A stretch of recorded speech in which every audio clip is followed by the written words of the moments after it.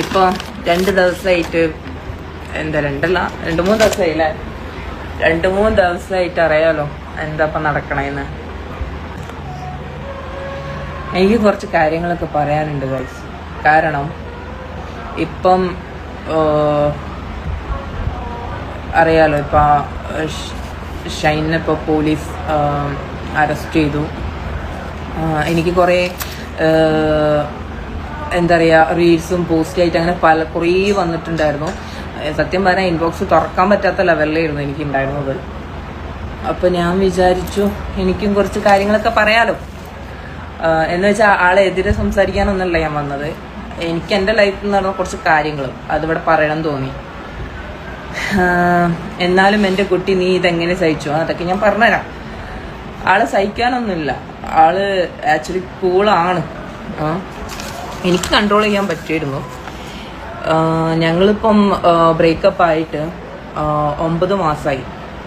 ഈ 9 മാസവും എനിക്ക് തോന്നുന്നില്ല ആൾക്കൊരു കേസോ അല്ലെങ്കിൽ അങ്ങനെയൊന്നും വന്നിട്ടില്ല എന്ന് തോന്നുന്നു ഞാൻ ഉണ്ടായിരുന്ന ടൈമിൽ. കാരണം ഞാൻ കുറേ കൺട്രോൾ ചെയ്യാൻ നോക്കിയിട്ടുണ്ടായിരുന്നു. ഒരു കണക്കിന് പറയുകയാണെങ്കിൽ എന്താ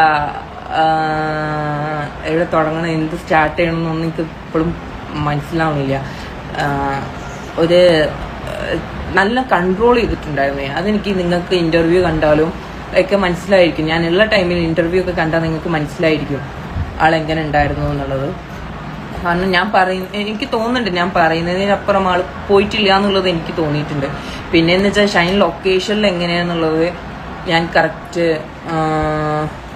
പറഞ്ഞുതരാം. കാരണം എന്ന് വെച്ചാൽ ചേട്ടൻ എപ്പോഴും ലൊക്കേഷനിൽ എന്താ പറയുക ആളാളെ വർക്ക് ചെയ്യാൻ നേരെ കാരവനിലോ അല്ലെങ്കിൽ ആൾക്ക് കൊടുത്ത റൂമിലോ പോവാന്നല്ലാണ്ട്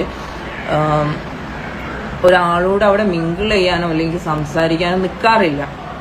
എനിക്ക് എൻ്റെ ഞാൻ രാവും പകലും കൂടെ ഉണ്ടായിരുന്ന ഒരു വ്യക്തി എന്ന നിലയിൽ എനിക്ക് പറയാനുള്ളത് അത് ഞാൻ ആളോട് പറഞ്ഞിട്ടുണ്ടായിരുന്നു നിങ്ങൾ എന്താ പറയുക ഇങ്ങനെ മിങ്കിൾ ചെയ്യുക അല്ലെങ്കിൽ എല്ലാവരോടും സംസാരിക്കുക